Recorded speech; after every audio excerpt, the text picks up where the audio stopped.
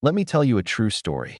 Not the kind you find in those clean, white books with gold-edged pages, but the kind that's written in the rings of ancient oaks, in the scars on the land, and in the quiet, stubborn beat of a heart that refused to break. My name is Johnathan Eaglefeather. I was born of the Cherokee, of the Wolf clan.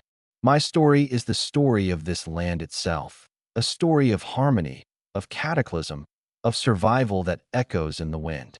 This telling will take time. The deepest rivers run slow. So let the fire burn down to coals. Let the night settle around us. Listen. My world began in a cradle of green mountains, in the place you now call the Great Smokies. Our word for ourselves is Oniyunwaya, the principal people. We believed we were placed here by the Great Spirit, not as owners, but as stewards in a vast, breathing web of life.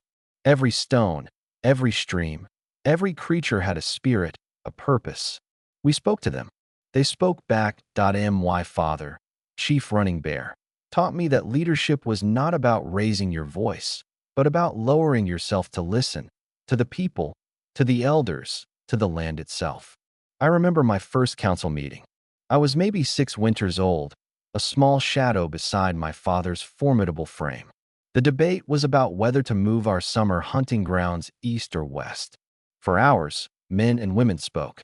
Old Walks with Son, who could predict weather by the ache in his knees, argued for the east, citing signs of abundant deer.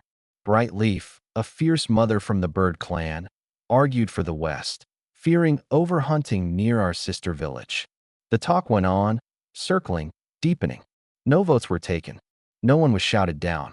And then, as the fire grew low, a consensus simply emerged, like the sun burning off a morning fog. It was the will of the people, distilled. A chief, my father murmured to me as we walked home under a blanket of stars, is not a ruler. He is the keeper of the circle.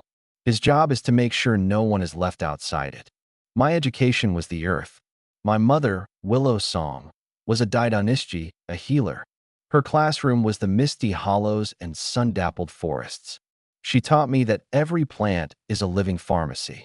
Goldenrod for wounds, black walnut for purification, the heart-shaped leaves of wild ginger for a sick child's stomach. The earth provides the cure for every wound it inflicts, she'd say, her fingers deftly plucking leaves. Remember that, Eaglefeather. In every poison, there is often an antidote, if you know where to look. My deepest lessons came from my grandfather, Otterheart. He was old, his back bent like a willow, but his eyes were the clearest, deepest brown, holding the patience of the mountains. He taught me the stories, not as entertainment, but as our sacred history and law. On long winter nights, he'd tell of how the world was a great island, suspended by cords from the sky vault, and how water beetle dove to the bottom of the primeval ocean to bring up the first mud. He told of the first man and first woman, of the mischievous Jistu the rabbit, and of the great stone man who terrorized the people until he was outwitted. These are not just tales for children, grandson, Otterheart would say, fixing me with his gaze. They are maps. They tell us who we are, where we came from, and how to behave. To forget them is to become lost in your own homeland. And then there was Gentle Rain. Our love story didn't begin with passion, but with a slow, steady recognition, like 2 rivers merging. She was of the Deer clan, a potter. I'd watch her for hours by the riverbank, her hands coaxing beautiful, useful shapes from the dark clay, her brow furrowed in concentration.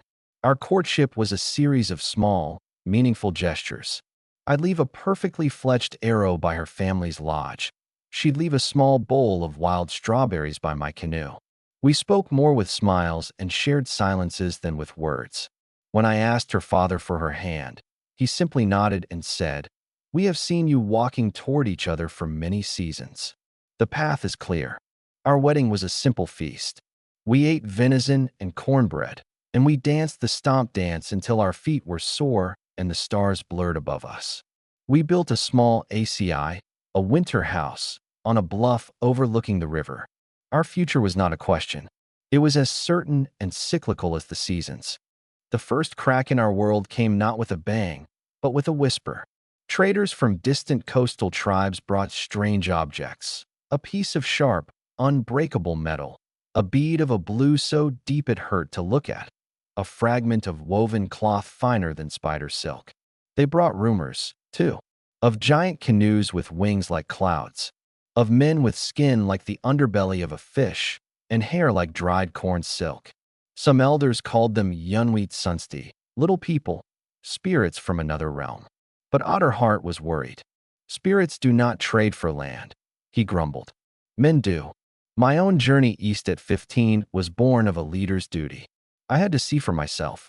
What I witnessed on that foreign shore was a clash of realities. The Spanish, under Columbus, moved with a jarring, angular purpose. They measured, they mapped, they claimed.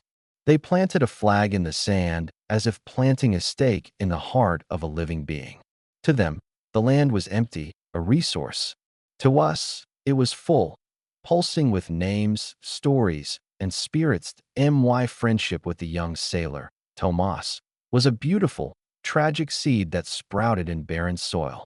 He was my age, scared, far from home. We taught each other fragments of our tongues. He showed me a tiny, painted portrait of a woman with sad eyes, his mother in Seville. I pointed to the North Star and told him how our ancestors followed it on their long migrations. For a few weeks, we were just two boys marveling at our differences. But then came the incident at the spring. The Spaniards, thirsty, began digging near a low, grassy mound. Our guides protested, but the language failed. Shovels bit into the earth, and within moments, they unearthed bones, ancestral remains, carefully buried with shell beads and stone tools. A Spanish soldier kicked a skull aside, laughing. Tomas stood frozen, his face pale. He looked at me, and in his eyes I saw shame, but also a helpless allegiance to his own people. He did not stop them. We never spoke again. The silence between us was louder than any argument. It taught me that the greatest gulf was not one of language, but of spirit. They saw bones as objects. We saw them as sacred citizens of our past. The plagues that followed were a horror beyond any warrior's nightmare. It was as if the very air had turned to poison. The sickness, smallpox, measles, influenza, did not attack like an enemy you could fight. It melted you from the inside. It respected no chief, no healer, no child. Our society, our intricate web of relations, began to snap, strand by strand. Who would sing the burial songs when the singers were dead? Who would remember the stories when the elders were gone? I held my little sister, Dawn Flower, as the light left her fever-bright eyes. I watched my mother, the great healer, desperately try remedy after remedy, her confidence crumbling into despair. The spirits are silent, she wept one night, her hands covered in the ashes of a failed healing ritual. I cannot hear them through this screaming. The village was filled with the screaming, of pain, of grief, of utter confusion. When my father lay dying, the mighty running bear reduced to a shivering husk, he gave me my final lesson as his son. Eaglefeather, he whispered, his breath a rattling leaf. The old world is passing. A great flood has come, not of water, but of sorrow. You must build a new kind of boat. Build it from what cannot be destroyed. Build it from our words, from our stories, from the way we care for one another. Lead them not as a chief of the old mountains, but as a guide through a dark, new forest. And remember, even in the darkest forest, some light gets through. He died at dawn. I became chief not in a ceremony of celebration, but in a fog of smoke from the funeral pyres, surrounded by the lost and the broken. The decades that followed were a long, slow retreat, punctuated by flashes of desperate violence and hollow diplomacy. More Europeans came, Spanish, French, English. Their conflicts became our conflicts. We learned to play their games, to sign their treaties with names we couldn't read, hoping the paper would be a shield. It was always a lie.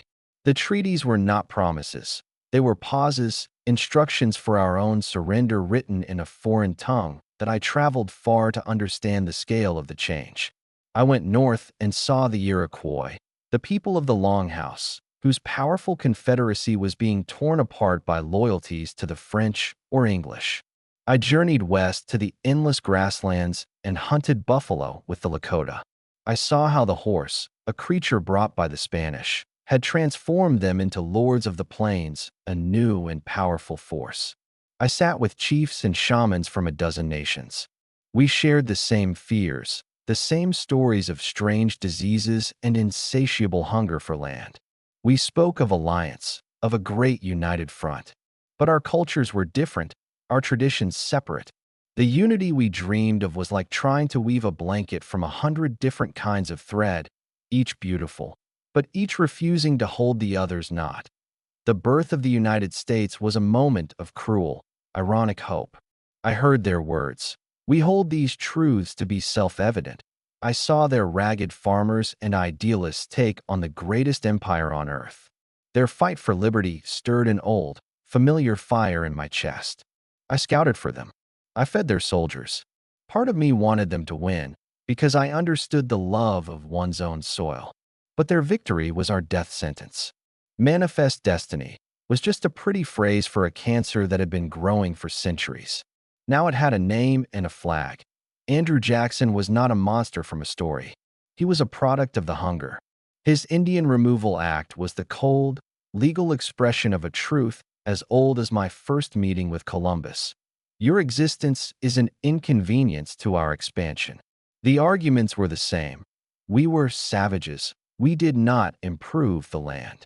They could not see that our improvement was in the health of the forest, the clarity of the water, the abundance of the game. Their improvement was in straight rows, fenced boundaries, and the counting of bushels and dollars. The forced removal was not a journey. It was a meticulously planned decomposition of a people. We were first concentrated into stockades, filthy, crowded pens where hope and dignity died before our bodies did. The contractors, corrupt men paid by the government, fed us rancid pork and wormy flour. Sickness spread like a vengeful spirit, reclaiming us. The march itself was a descent into hell. It was 1,000 miles of frozen mud, scorching dust, and relentless rain. The old and the young died first. Then the strong began to falter. I saw mothers, their milk dried up from starvation, trying to soothe wailing infants with parched, cracked lips. I saw fathers carry their dead children for miles, unable to bear leaving them by the roadside. Gentle rain, my heart, my compass, was pregnant. She never complained. She used her last reserves of strength to comfort others, to sing soft songs to frighten children, to find edible roots when the rations failed. Her spirit was the last flickering flame of our old world, and I watched that flame gutter and die. In what is now Oklahoma, under a skeletal oak tree, she went into a difficult labor. There was no healer, no clean water, no warmth. The baby, a son, was born still and blue. Gentle rain bled her life into the red earth. I held them both, my wife and my son, as their spirits fled. My tears fell on her still warm face, and I did not rage at the stars this time. The grief was too vast, too heavy for sound. It was a silent, swallowing blackness. In that moment, I did not just bury my family. I felt the last connection to my own humanity sever. I was no longer Johnathan Eaglefeather, husband, father, chief. I was a vessel of pure, unending sorrow, tasked with leading other vessels of sorrow to a promised land that was a desolate mockery that we rebuilt in the Indian Territory. We tried. We formed a new government, adopted a constitution. We built schools, printed a newspaper in Sequoia's syllabary. We tried to live as the white man wanted, to prove we could be civilized. But the hunger followed us. The Civil War split our nation again. More treaties were broken. The circle kept shrinking to in my final years. I became what my father and grandfather had prepared me to be, a storyteller. I was a living library. I would gather the children, those born on the new, strange soil, and tell them of the misty blue mountains of home. I described the taste of a river-chilled pawpaw fruit, the sound of 1,000 green frogs singing after a summer rain, the smell of cedar smoke curling into a crisp autumn sky. I told them the old stories of rabbit and possum, of the Uctina serpent, of the stone man, These stories are your true birthright, I tell them. They are stronger than any army. They cannot be taken by treaty or by bullet. Carry them. When you tell them to your children, you are placing a stone back on the mountain. You are bringing our people home. My own spirit left my body on a quiet night, as effortlessly as a sigh. But it did not go to some distant heaven. It stayed. It loosened and spread, becoming part of the very fabric of this continent. So now, I am everywhere. I am the sigh in the wind that rustles through the tallgrass prairie. I am the memory that stirs when you stand on a quiet hilltop and feel a profound, inexplicable connection to the land beneath your feet. I am the flicker of resilience in the eyes of a young native activist speaking her language on social media. I am the haunting, minor key melody in a blues song that speaks of displacement and longing. A musical echo of our trail. I am the stubborn wildflower pushing through a crack in an urban sidewalk, life insisting on its place. When you hear the call of a distant hawk and feel a sudden, sharp pang of both freedom and loneliness, that is me. When you see the relentless concrete of a city suddenly give way to a preserved patch of ancient forest, and you feel a sense of deep peace, that is us. America is not a simple story. It is a chorus, often dissonant, of countless stories like mine. It is a tapestry woven with threads of breathtaking beauty and threads of profound brutality. My thread, the Cherokee thread, was pulled taut, stained with tears, but it was never broken. It is woven deep into the pattern, essential to its strength and its truth. So, as you go about your days in this loud, busy, forward-charging nation, pause sometimes. Listen beneath the noise.